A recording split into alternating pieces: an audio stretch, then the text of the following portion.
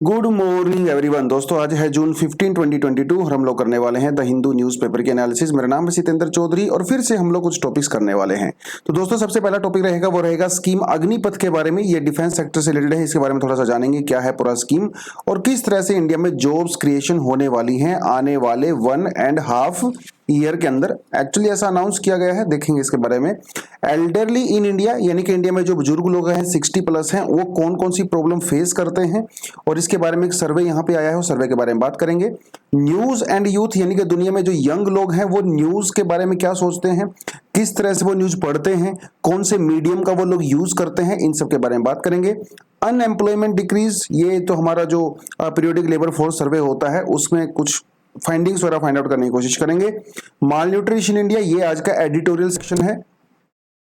Child marriage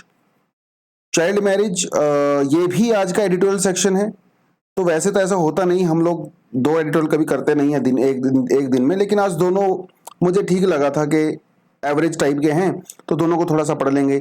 child marriage के बारे में तो ये बताया गया है कि जो सरकार ने बिल पेश किया है ना, जिसमें जो वीमेन है उनकी एज को 21 किया गया है, मैरिजेबल एज। अभी तो स्टैंडिंग कमेटी के पास है, पास नहीं हुआ ऑफ कोर्स, तो उसके बारे में थोड़ा सा देखेंगे। यहाँ पे कुछ नेशनल फैमिली हेल्थ सर्वे वगैरह का जो सर्वे वगैरह उसको देखने की कोशिश करेंगे। तो दो एडिटोरियल आज हम लोग करने वाले हैं बेसिकली, और यहीं से हम लोग जो है मेंस का आंसर भी लिख सकते हैं। उसके अलावा प्रोटेक्ट एलिफेंट्स, तो प्रोजेक्ट एलिफेंट के बारे में भी बात करेंगे और एलिफेंट्स को प्रोटेक्ट करने के लिए सरकार ने कौन कौन सी स्कीम चलाई गई हैं और एलिफेंट का क्या स्टेटस है उसके बारे में बात करेंगे। कुछ एमसीक्यूज हमारे पास हैं। तो एक्चुअली आज हम लोग एनवायरमेंट और इकोलॉजी का शुरू करने वाले हैं। पॉलिटी हम लोगों ने कर लिया, उससे पहले हम लोगों ने ज्योग्राफी किया था, उससे पहले हम लोगों ने इकोनॉमी किया था। तो ये वीक अभी हम लोग आने वाले 8-10 दिन में एनवायरमेंट इकोलॉजी के एमसीक्यू पढ़ने वाले हैं, ठीक है। Then we have some additional article also. चलिए देखते हैं दोस्तों, सीधा बढ़ते हैं न्यूज की तरफ। तो देखिए आप क्लियरली देख सकते हो 10 lakh persons to get government jobs in 18 months announce. तो मोदी जी ने अनाउंसमेंट किया है कि भैया आने वाले 1.5 साल में जो है 10 लाख से ज्यादा लोगों को सरकारी नौकरी मिलने वाली है। अब ये लिप सर्विस है, एक्चुअल में ग्राउंड के ऊपर कुछ होगा या नहीं होगा वो तो समय ही बताएगा, लेकिन फिलहाल उन्होंने अनाउंस कर दिया है। और कौन कौन से सेक्टर में जॉब्स होंगी ऐसा कुछ अभी तक बताया नहीं है, बट स्टिल कुछ लोगों का कहना है कि कुछ खास डिपार्टमेंट्स हैं, खासकर जैसे सेंट्रल जो पुलिस फोर्सेस हैं हमारी, ठीक है, वहां पे कुछ जॉब निकल सकती हैं। जीएसटी डिपार्टमेंट में कुछ निकल सकता है और सबसे बड़ा रेलवे के अंदर बहुत सारी पोस्ट निकल सकती हैं तो आने वाले कुछ समय में। और रेलवे को लेकर तो बहुत सारे इश्यूज होते रहते हैं। सबसे बड़ी बात इन्होंने कहा कि भैया दिक्कत क्या हो रही है, दिक्कत हो रही है कि भैया पेपर लीक हो जाते हैं, है ना। रिक्रूटमेंट करते हैं, पेपर लीक हो जाता है। जैसे रेलवे में अभी पेपर करवाया था सरकार ने, फिर पेपर को कैंसिल कर दिया गया क्योंकि पेपर लीक हो गए। तो ये बड़ी समस्याएं हैं, तो देखना रहेगा फ्यूचर में क्या रहेगा। लेकिन यहाँ पे जो एक खास इंटरेस्टिंग है वो है अग्निपथ के बारे में, प्रोजेक्ट अग्निपथ, जो कि राजनाथ सिंह जी ने भी कहा। तो ये अग्निपथ के बारे में थोड़ा सा हमें पता होना चाहिए, ठीक है। अग्निपथ स्कीम तो डिफेंस सेक्टर से रिलेटेड है, ये आपको पता होना चाहिए। दूसरी बात, जो जिनकी एज 17.5 से लेकर 21 साल है ऐसे लोगों को भर्ती किया जाएगा डिफेंस फोर्सेस के अंदर। लेकिन ये जो भर्ती होगी ये सिर्फ 4 साल के लिए होगी, ठीक है, लाइफ लॉन्ग नहीं होगी। हालांकि 4 साल करने के बाद आप उसको रेगुलर कर सकते हो, उसके लिए कुछ अलग क्राइटेरिया रखा जाएगा, बट शुरुआत में सिर्फ 4 साल के लिए होगी, ठीक है। ये आपको पता होना चाहिए। और अभी नोटिफिकेशन आ जाएगा 2-3 महीने में और आप कर सकते हो। इस साल 46,000 लोगों को यहाँ पे लिया जाएगा और ओवरऑल आने वाले समय में जो है 1.5-2 लाख लोगों को यहाँ पे लिया जाने वाला है, ठीक है। जिन लोगों की भर्ती होगी स्कीम के तहत उनको कहा जाएगा अग्निवीर। क्या कहा जाएगा? अग्निवीर, ठीक है। हालांकि इन्होंने ये कहा कि अगर ये रेगुलर होना चाहते हैं तो हो सकते हैं, और अगर ये किसी और गवर्नमेंट महकमे में जाना चाहते हैं, जॉब करना चाहते हैं, तो हो सकता है इनको प्रायोरिटी भी मिले।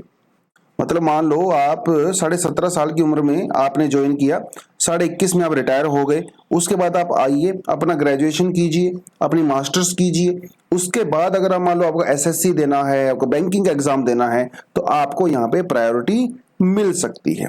ऐसा बेसिकली इन्होंने यहाँ पे कहा है फिलहाल। आगे प्रॉपर ग्राउंड गाइडलाइंस क्या बनेगी वो अभी हमें नहीं पता, ठीक है। एक तो ये चीज है।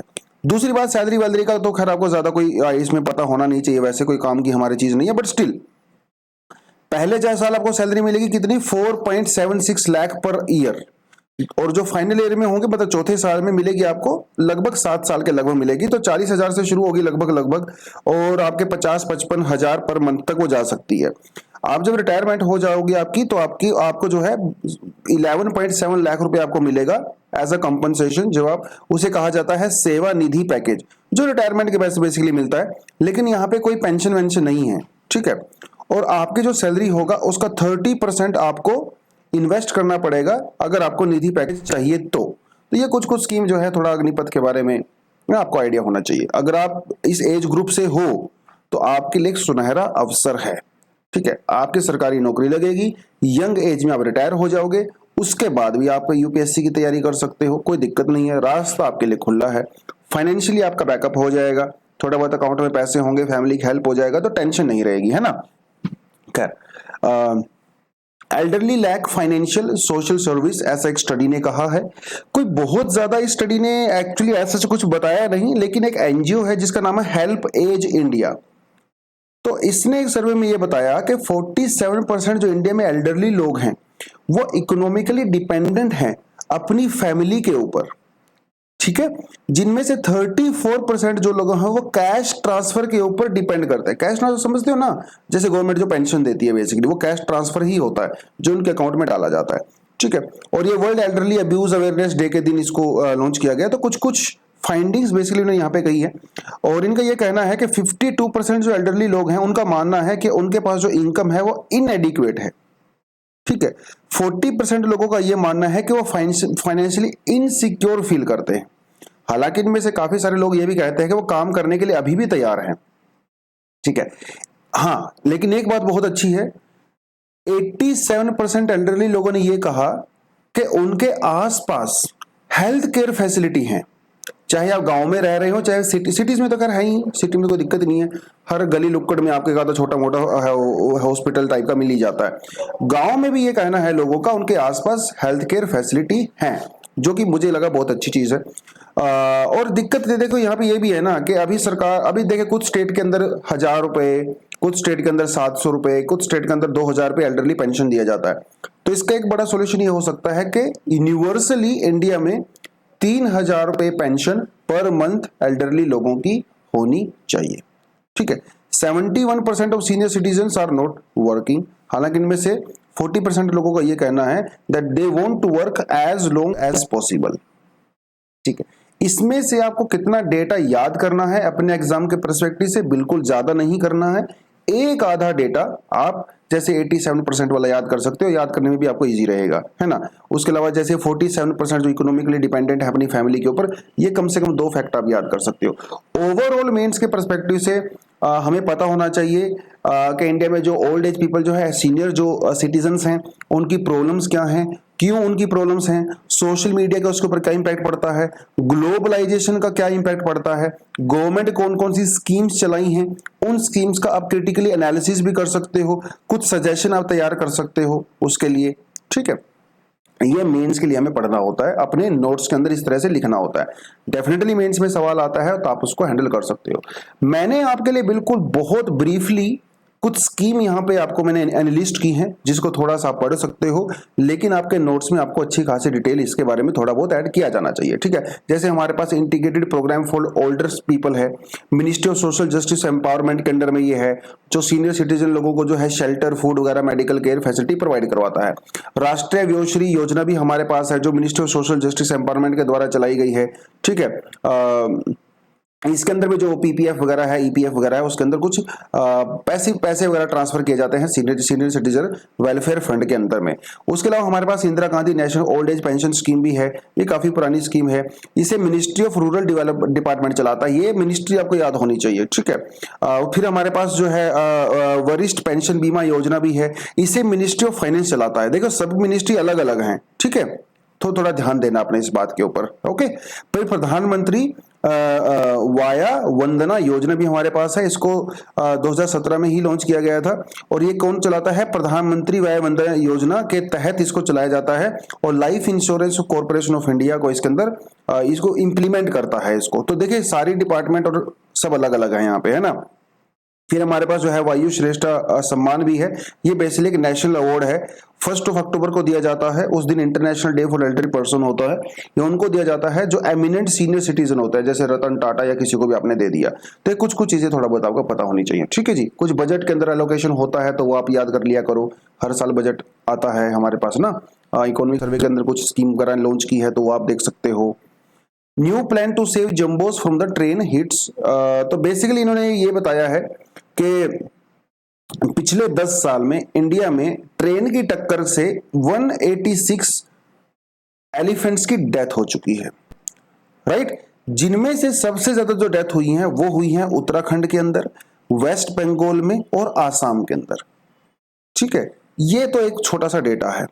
अब इन्होंने ये कहा कि ये चीज इन्होंने ये कही कि जो जंबोज होते हैं, मतलब जो एलिफेंट्स होते हैं, इनके जो टोज होते हैं, मतलब जो इनके टोज, मतलब समझ रहे हो है ना, जो अंगूठा होता है या जो पैरों के वो होती हैं, तो इसके अंदर 6 होती हैं, जिनमें से एक जो टो होता है वो स्पेशली स्लोप्स पे चलने के लिए होता है, जो कि मतलब पहाड़ी जो इलाका होता है स्लोप्स पे चलने के लिए होता है। तो इनका ये कहना है कि ये जो हाथी है ना बहुत स्लोली स्लोली चलते हैं स्लोप्स के ऊपर, क्योंकि प्रॉपरली इसको ग्रैब नहीं कर पाते हैं, जिसकी वजह से जो है कई बार ये फिसल जाते हैं, इनकी मूवमेंट बहुत स्लो होती है, तो अपने रेलवे ट्रैक के आसपास घूमते रहते हैं। एक बड़ी बात आपको टाइगर के बारे में, ये लाइन के इसके बारे में ये बता दूं मैं, एलिफेंट के बारे में, कि एलिफेंट जो की मेमोरी बहुत स्ट्रांग होती है, और अगर किसी प्रॉपर एलिफेंट की डेथ हो जाती है तो उसकी डेथ वाली जगह पे ये हर साल आते हैं। तो मान लो किसी रेलवे ट्रैक के ऊपर कोई छोटा बेबी मर गया एलिफेंट का, तो इस बेबी को याद करने के लिए अगले कई सालों तक जो है इसके फैमिली वाले यहाँ पे आते हैं और विजिट करते हैं, जिसकी वजह से उस रेलवे ट्रैक के आसपास घूमते रहते हैं, और जब ट्रेन आती है तो कई बार टक्कर हो जाती है। अब जब पार्लियामेंट के अंदर ये सवाल पूछा गया सरकार से, भैया आपने क्या कदम उठाए, तो सरकार ने देखिए क्या कहा। देखिए एक तरीका तो सिंपली ये हो सकता है कि जैसे वहां पे फ्लाईओवर बना दीजिए, है ना, तो आप फ्लाई यहां से ऊपर से ट्रेन निकलेगी और नीचे से एलिफेंट निकल सकते हैं, लेकिन ये काफी महंगा तरीका है भैया, है ना, बहुत पैसा खर्चा होता है इसमें, तो ये तो वायबल नहीं है, हर जगह तो हम लोग ये नहीं कर सकते। तो सरकार ने कहा कि हम लोग क्या कर सकते हैं, और क्या हम लोगों ने किया है। पहली बात इन्होंने कहा हम लोगों ने फेंसिंग प्रोवाइड की है, ठीक है, और साइन बोर्ड बड़े बड़े लगा दिए गए हैं ताकि जो पायलट होते हैं ट्रेन वगैरह के वो दूर से देख सकें कि भैया अभी एलिफेंट कॉरिडोर आ गया है। उसके अलावा जो स्टेशन मास्टर्स हैं, जो रेलवे में काम करने वाले हैं, उन लोगों को थोड़ा ट्रेनिंग वगैरह प्रोवाइड कराया, सेंसिटिविटी मतलब उनको थोड़ा सा बताया गया है इनके एलिफेंट्स वगैरह के बारे में, ठीक है।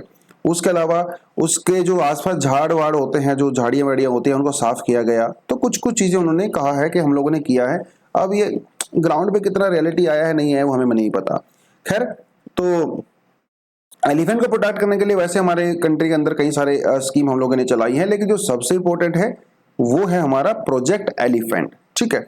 तो प्रोजेक्ट एलिफेंट के बारे में आपको पता होना चाहिए। ये हम लोग पहले भी कई बार कर चुके हैं, लेकिन आपको मैं आज एलिफेंट्स के बारे में बताता हूं, ठीक है। देखिए वैसे प्रोजेक्ट एलिफेंट का मैंने आपको स्लाइड यहाँ पे अलग से डाल रखा है।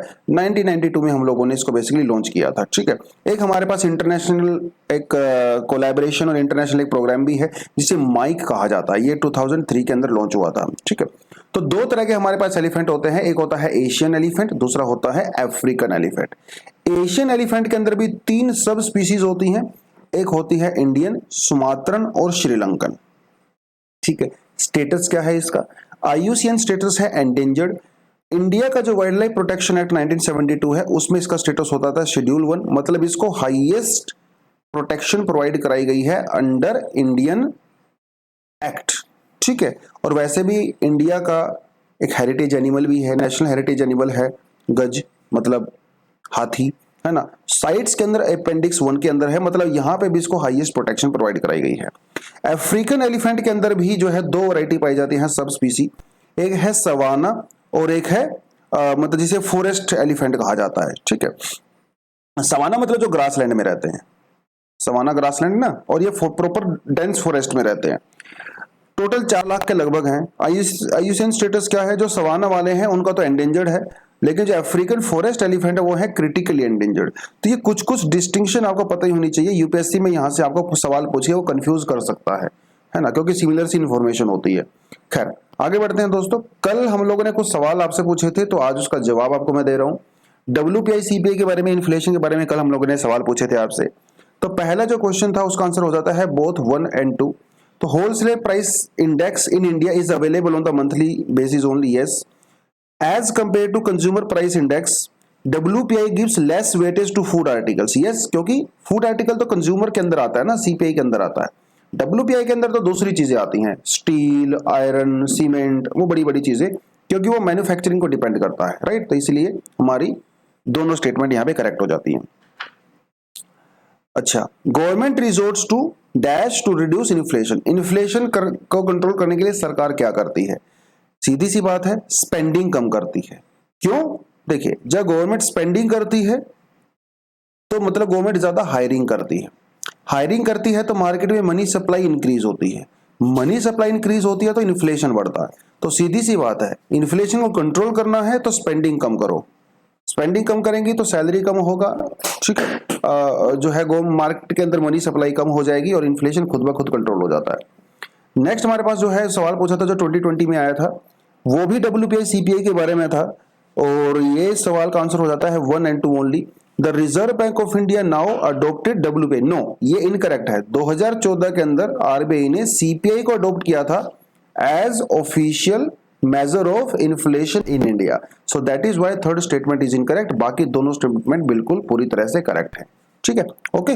जो फोर्थ हमारे पास था that was about high inflation level in economy leads to supply, ये तो बहुत सवाल आसान है। जब मनी सप्लाई इंक्रीज हो जाती है तो इन्फ्लेशन इंक्रीज होता है, that is how things work.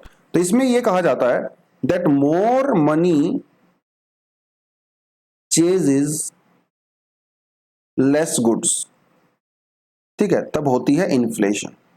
जब इसका उल्टा होता है तो होती है डिफ्लेशन, ठीक है। आज के दो सवाल आपसे मैं यहां पे लेके आया हूं और दोनों क्वेश्चन जो है वो यूपीएससी में पूछे गए हैं 2013 के अंदर में, ठीक है। एनवायरमेंट इकोलॉजी के रिगार्डिंग है, तो आप पहला जो सवाल है वो फूड चेन और फूड वेब के बारे में है। दूसरा जो है वो हमारे ट्रांजिशन के बारे में है, ठीक है, functional role of a community of organism and all that. तो ये आपको दोनों सवाल दे के जा रहा हूं आज मैं यहाँ पे। स्क्रीन को पॉज कीजिए, ध्यान से पढ़िए। ये मैं ये नहीं कहूंगा कि आसान है, लेकिन अगर आपके बेसिक कॉन्सेप्ट्स क्लियर हैं और दोनों ही क्वेश्चन एनसीईआरटी से बहुत इजी हैंडल हो जाते हैं, कोई आपको एक्स्ट्रा उधर उधर से पढ़ने का जरूरत नहीं है। एनसीईआरटी आए हमारे पास हो जाते हैं। आप शंकर आईएएस पढ़ा है तो वहां से भी हो जाएगा, no doubt, but yes, question का आंसर आपने कमेंट सेक्शन में करना है। नेक्स्ट कहता है youth avoiding news says Reuters study. खास इंपॉर्टेंट टॉपिक नहीं है, लेकिन स्टिल थोड़ा सा हमें पता होना चाहिए कि दुनिया भर में जो न्यूज कंज्यूम की जा रही हैं स्पेशली बाय यंग पीपल, मतलब आपके और मेरे जैसे लोग, मैं अपने आप को अभी भी यंग मानता हूं और हूं भी मैं तो हम लोग न्यूज को किस नजर से देखते हैं, कैसे हम लोग उसको पढ़ते हैं, कंज्यूम करते हैं, उसके बारे में बेसिकली बात बताई गई है।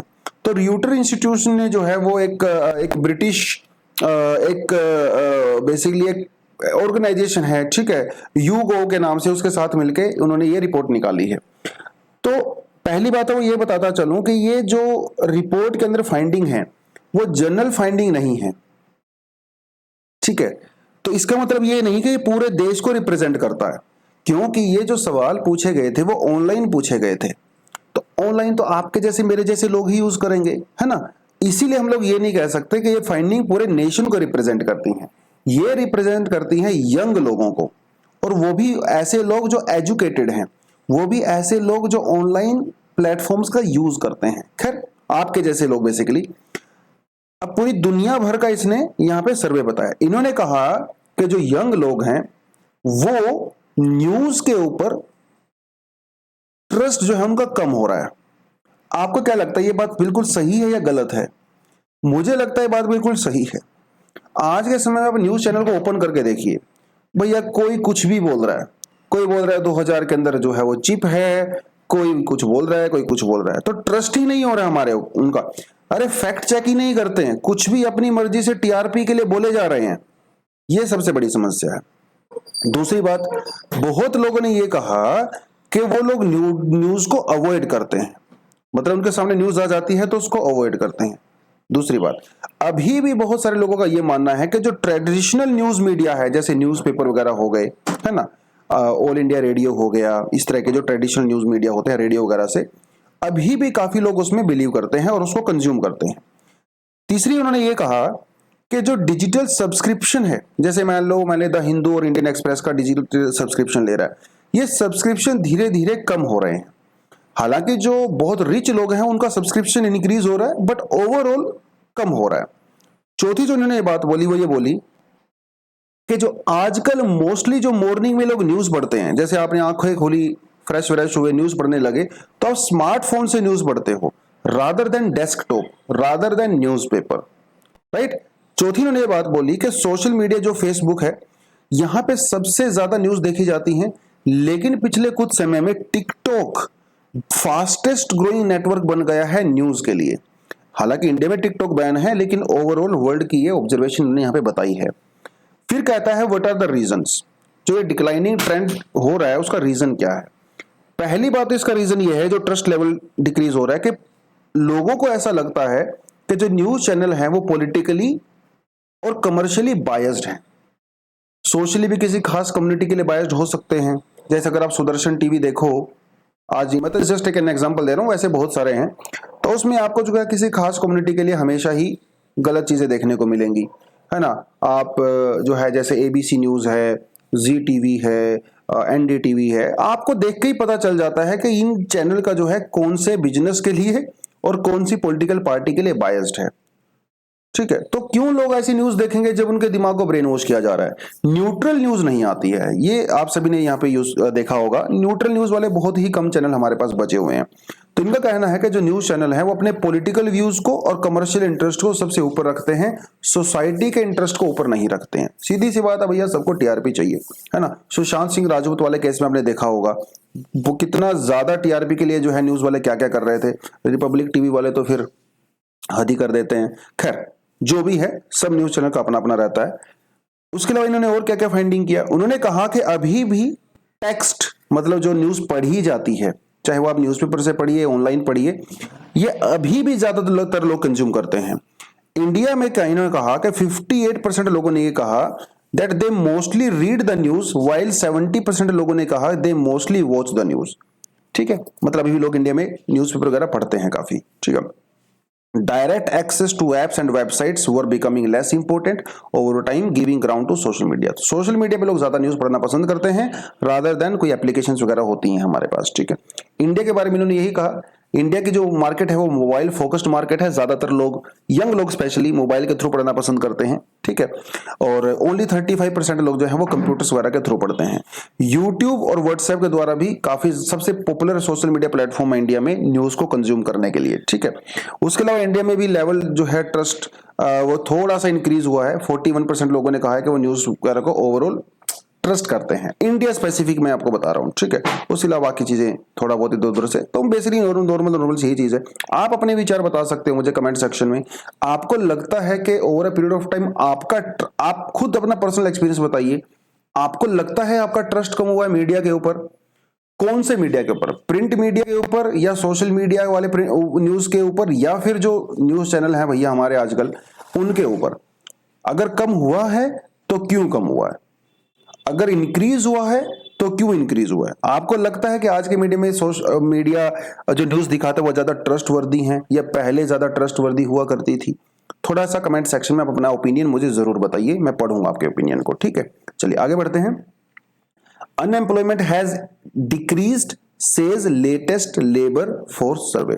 तो जो latest labour force survey basically periodic labour force survey की बात कर रहा है, ठीक है। और पहले एनएसएसओ जो हमारा हुआ करता था वो 4 साल में डेटा निकाला करता था, लेकिन पीएलएफएस ने इसको जो है ये थोड़ा अभी 2-3 महीने के अंदर ही निकाल देता है, इसीलिए इसको लॉन्च किया गया था 2017 के अंदर में। खैर कंप्यूटर बेस्ड सर्वे है ये ज्यादातर तो, और शुरुआत में इसको अर्बन एरिया के लिए ही निकाला गया था, अभी तो इसको हम लोग रूरल एरिया के लिए भी करते हैं। तो होता क्या है ना, अर्बन एरियाज में कुछ घरों को विजिट किया जाता है बेसिकली यहाँ पे, उसके बाद ये इस सर्वे को निकालते हैं। और इस सर्वे के अंदर कई सारी चीजें देखी जाती हैं, जैसे जो लेबर फोर्स पार्टिसिपेशन रेट है। लेबर फोर्स पार्टिसिपेशन का दोस्तों मतलब ये होता है कि ऐसा कोई इंसान जो कि जॉब सर्च कर रहा है, जो लोग जो जॉब सर्च कर रहे हैं और जो एक्चुअली में जॉब कर रहे हैं, ये दोनों के दोनों जो है वो लेबर फोर्स का पार्ट होते हैं। ध्यान रखना है, जो लोग सर्च कर रहे हैं मतलब जो लोग जॉब करना चाहते हैं और जो लोग एक्चुअल में जॉब कर रहे हैं, वो दोनों लेबर मार्केट का पार्ट होते हैं। वर्कफोर्स का पार्ट वो लोग होते हैं जो काम एक्चुअली में कर रहे हैं, ठीक है। ये थोड़ा, और इस लेबर फोर्स पार्टिसिपेशन के अंदर ये दोनों चीजें ही की जाती हैं। तो इन्होंने कहा कि भैया 2020-21 में इंडिया में एक्चुअली बेरोजगारी थोड़ी कम हुई है। कितनी कम? ओनली 0.6% का डिक्रीज हुआ है अनएम्प्लॉयमेंट के अंदर, ये इन्होंने कहा है। बाकी रूरल एरिया में अभी भी एम्प्लॉयमेंट ज्यादा है, अर्बन एरिया में एम्प्लॉयमेंट कम है अकॉर्डिंग टू दिस सर्वे। देखिए लिखा हुआ यहाँ पे, rural areas are recorded as unemployment rate of 63.3%। Urban area के अंदर अनएम्प्लॉयमेंट ज्यादा है। क्या क्या रीजन हो सकते हैं ये आप मुझे कमेंट सेक्शन में बताएं कि भैया गांव में जॉब्स ज्यादा हैं, शहरों में जॉब्स कम है। हालांकि यहाँ पे जॉब की क्वालिटी की बात नहीं हो रही है, सिर्फ जॉब के पार्टिसिपेशन की बात हो रही है, ठीक है। थोड़ा सा आप इस चीज को देखिए। उसके अलावा इन्होंने ये कहा कि पहले सरकार का जो रूरल एरिया में ज्यादातर फोकस हुआ करता था, वो हुआ करता था मनरेगा में, एग्रीकल्चर सेक्टर में, जो कि पिछले कुछ समय से थोड़ा सा डाइवर्ट हुआ है जॉब का नेचर, खासकर रूरल एरिया के अंदर, ठीक है। माइग्रेशन वगैरह के बारे में थोड़ा बहुत इसने कुछ बताया है, इतना ज्यादा पढ़ने की जरूरत नहीं है, ठीक है। माइग्रेशन एक सेपरेट हमारे पास बहुत बड़ा टॉपिक हो जाता है, तो वो थोड़ा सा आप यहाँ पे देख सकते हो, ठीक है। चलिए आगे बढ़ते हैं। कहता है mall nutrition in India is a worry in the modern scenario. ये आज का एडिटोरियल सेक्शन है, अच्छा है। हालांकि इसमें बातें कोई नई नहीं बताई गई हैं, जनरल सी बातें हैं जो ऑलरेडी हम लोगों को पहले से पता था, बट स्टिल एक बार थोड़ा सा रिवाइज कर लेंगे तो शायद दिमाग में हम लोग ज्यादा चीजें रिटेन कर सकते हैं। तो पहली बात इन्होंने ये कहा कि इंडिया में पिछले कुछ सालों में माल न्यूट्रिशन कम हुआ जरूर है, लेकिन वो माल न्यूट्रिशन बहुत ही कम रेट से इंक्रीज हुआ है। इनका यह मानना है कि अगर कोई बच्चा माल न्यूट्रिशन है या उसकी मदर जो है उसको प्रॉपर न्यूट्रिशन नहीं मिलता है, तो ये आने वाले समय में उस बच्चे की पूरी लाइफ को इंपैक्ट करता है। वो बच्चा अंडर परफॉर्म करता है, उसकी पढ़ाई में प्रॉपर परफॉर्मेंस नहीं हो पाती है ना। बाद में फ्यूचर में जो जॉब करने जाता है तो वहां पे दिक्कत आती है, और ओवरऑल हमारी कंट्री की प्रोडक्टिविटी और जीडीपी को भी डिक्रीज करता है। इसीलिए न्यूट्रिशन को टारगेट किया जाना चाहिए अगर हम लोगों की हेल्थ इंप्रूव करनी है और ओवरऑल कंट्री की जीडीपी को इंप्रूव करनी है। तो कहता है कि इंडिया पिछले कुछ समय में माल न्यूट्रिशन एक्चुअली थोड़ा सा कम हुआ जरूर है, लेकिन अभी इसमें और ज्यादा प्रोग्रेस करने की जरूरत है। दो तीन चीजें इसने यहाँ पे बताई हैं जिसके ऊपर फोकस किया गया है। एक है स्टंटिंग, वेस्टिंग और अनीमिया। स्टंटिंग, वेस्टिंग और अनीमिया। स्टंटिंग का मतलब क्या होता है? स्टंटिंग का मतलब होता है जब किसी बच्चे की हाइट उसकी एज के अकॉर्डिंग काफी कम होती है, इसे कहते हैं स्टंटिंग। वेस्टिंग का मतलब क्या होता है? जब किसी बच्चे का वेट, मतलब उसका वजन, ठीक है, उसकी उम्र के हिसाब से कम होता है, ठीक है, या उसकी हाइट के हिसाब से कम होता है, इसे कहते हैं वेस्टिंग। एक होता है अनीमिया। अनीमिया का मतलब यह होता है कि किसी के अंदर बेसिकली हीमोग्लोबिन की कमी होना, उसके रेड ब्लड सेल्स के अंदर। ओवरऑल आप ये कह सकते हो जो खून की कमी होती है उसे अनीमिया कहते हैं। इंडिया में यह प्रॉब्लम काफी ज्यादा है अभी भी। गुजरात, महाराष्ट्र और वेस्ट बंगाल, यहां पे स्टंटिंग की प्रॉब्लम काफी ज्यादा है। हालांकि आपको थोड़ा हैरानी लग रही होगी, बट या रियलिटी जो है, जो नेशनल फैमिली हेल्थ सर्वे है उसने बताया हुआ है। तो ये कुछ कुछ चीजें हैं, तो इनको टारगेट किया जाना चाहिए, ठीक है, क्योंकि इनको आप टारगेट करोगे तो यही बच्चे कल को जाके जॉब भी करेंगे, जॉब करेंगे तो भैया वहां पे प्रोडक्टिविटी भी देंगे। आयरन डेफिशिएंसी काफी ज्यादा देखी गई है इंडिया में, ठीक है, और वीमेन जो है उनके अंदर तो बहुत ही ज्यादा है। हमारे यहाँ पे आसाम के अंदर तो हाईएस्ट लेवल ऑफ स्टंटिंग है, हाईएस्ट लेवल ऑफ अनीमिया पाया गया है आसाम के अंदर, ठीक है। तो वो कुछ कुछ चीजें हैं। तो इन्होंने कहा कि क्या कर सकते हैं, सोल्यूशन क्या है। प्रॉब्लम तो आपने बता दिया, सोल्यूशन हो सकता है फाइनेंसिंग। अनफॉर्चुनेटली सरकार ने दो तीन चीज प्रोग्राम यहाँ पे लॉन्च कर रखे हैं। एक है सक्षम आंगनवाड़ी और एक है प्रधानमंत्री स्कीम फॉर होलिस्टिक न्यूट्रिशन में, मतलब पोषण 2.0 को उसको बोलते हैं। अब सरकार ने स्कीम तो लॉन्च कर दी, लेकिन फंडिंग सरकार ने इंप्रूव नहीं किया। पहले पिछले साल फंडिंग थी 20,000 जो है 105 करोड़। इस बार जो है फंडिंग है वो है 20,263।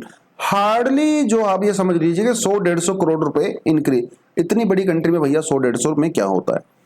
और तो सोल्यूशन पहला तो यह है कि फंडिंग आप इंप्रूव कीजिए। और सोल्यूशन क्या हो सकता है?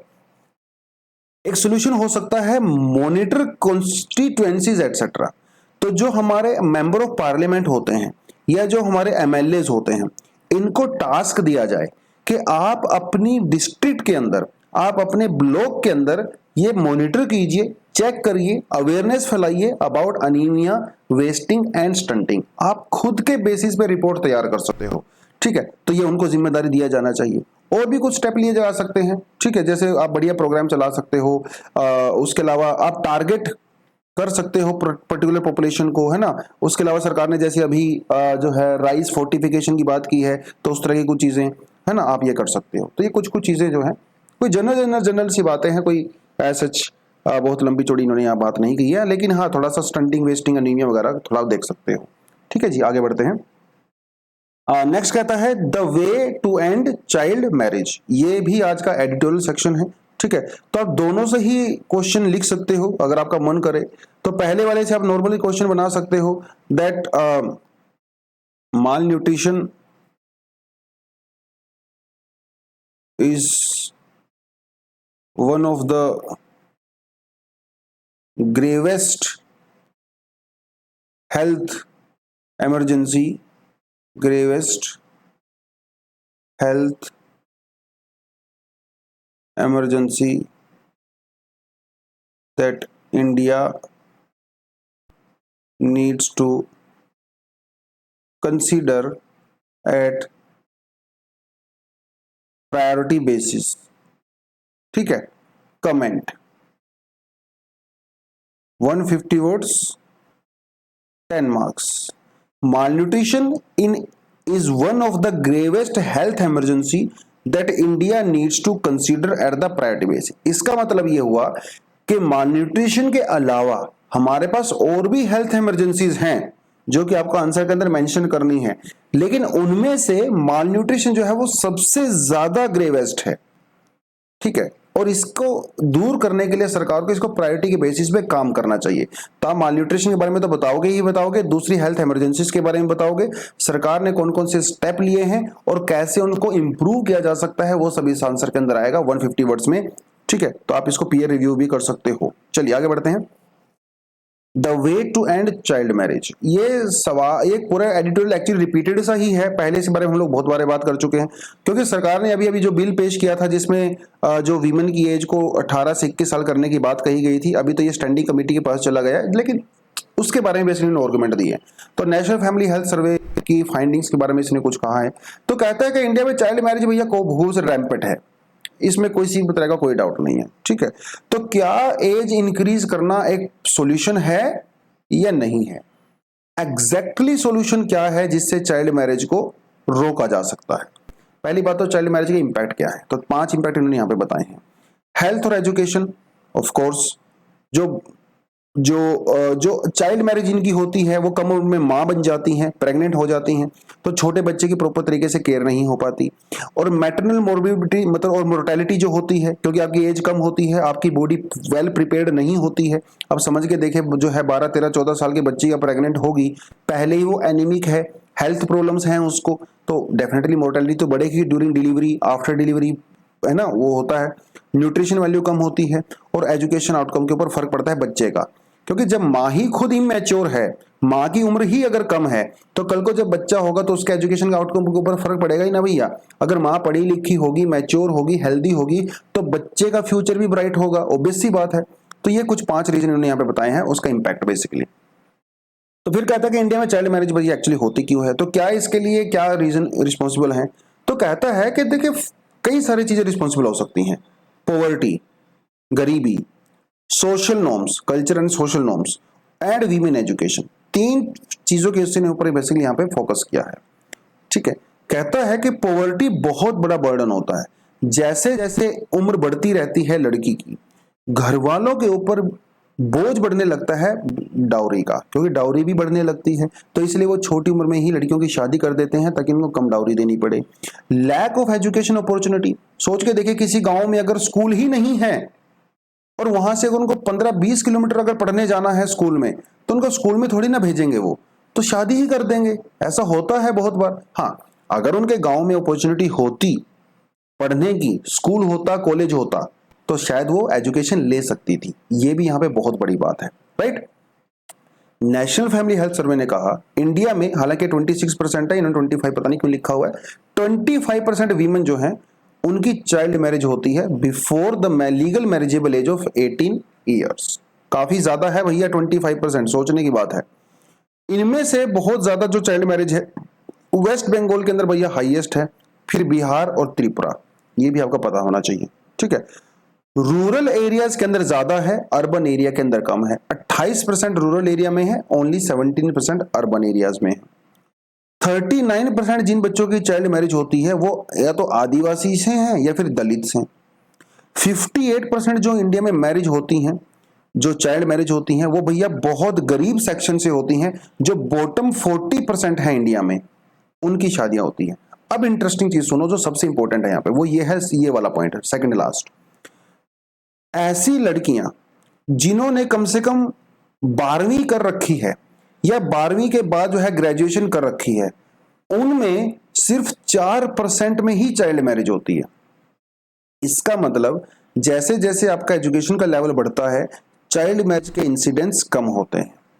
This indicates that increase in the years of schooling goes hand in hand with the increase in the age of marriage, जो मैंने आपको बताया। तो एजुकेशन ज्यादा जरूरी है।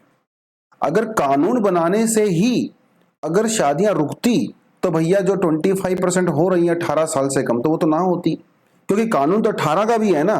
तो जब 18 की एज का कानून चाइल्ड मैरिज को नहीं रोक पाया, तो क्या 21 करने से चाइल्ड मैरिज रुक जाएगी? इसकी कोई गारंटी नहीं है, बल्कि और ज्यादा इंक्रीज होगा। जो लोग अपने बच्चों को 17, पहले वो लोग 18 साल तक का वेट करते थे लड़की के बड़े होने का, तो वो 21 साल तक वेट थोड़ी ना करेंगे। अब ना तो उसके पास जॉब है, ना उसने वो फर्दर एजुकेशन ले रही है, तो फिर 21 साल तक का वो क्या करते हैं लोग? तो वो बोलते हैं इसकी शादी कर दो। चलो पहले तो 18 तक लोग शादी कर लेते थे, 21 तक तो बिल्कुल कतई नहीं करेंगे, ये तो ऑब्वियस सी बात है। तो जो 25% वाला रेशो है वो बढ़ के 40% तक हो सकता है अगर सरकार ने 21 उसकी एज कर दिया तो, ऐसा इनका कहना है। कंक्लूजन में क्या क्या चीज निकलेंगी? इनका कहना है कि भैया आप हेल्थ फैसिलिटी दीजिए, न्यूट्रिशन फैसिलिटी दीजिए और एजुकेशन फैसिलिटी दीजिए, चाइल्ड मैरिज अपने आप ही कम हो जाएगी, कोई कुछ करने की जरूरत नहीं है।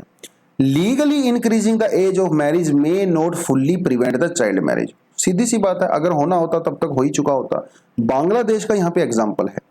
बांग्लादेश ने एजुकेशन के अंदर इन्वेस्ट किया, एम्प्लॉयबिलिटी के अंदर इन्वेस्ट किया, तो न्यूट्रिशन के अंदर इन्वेस्ट किया, तो बांग्लादेश के अंदर चाइल्ड मैरिज काफी कम होती है as compare to India, right. तो लीगल करने से कुछ नहीं होगा, आप जो है उनकी एजुकेशन वगैरह, बेसिकली हर बात में इन्होंने सिर्फ एक ही चीज कंक्लूड करी है कि लीगल एज इंक्रीज डिक्रीज करने से कुछ नहीं होता, एजुकेशन, न्यूट्रिशन, हेल्थ, ठीक है, अवेयरनेस, इन चीजों के ऊपर काम कीजिए, चाइल्ड मैरिज के खुद ब खुद कम हो जाएगी। आप इससे कितना अग्री करते हो ये जो है आप कमेंट सेक्शन में मुझे बता सकते हो। ठीक है दोस्तों, आज के लिए इतना ही। Thank you very much, all the best, जय हिंद।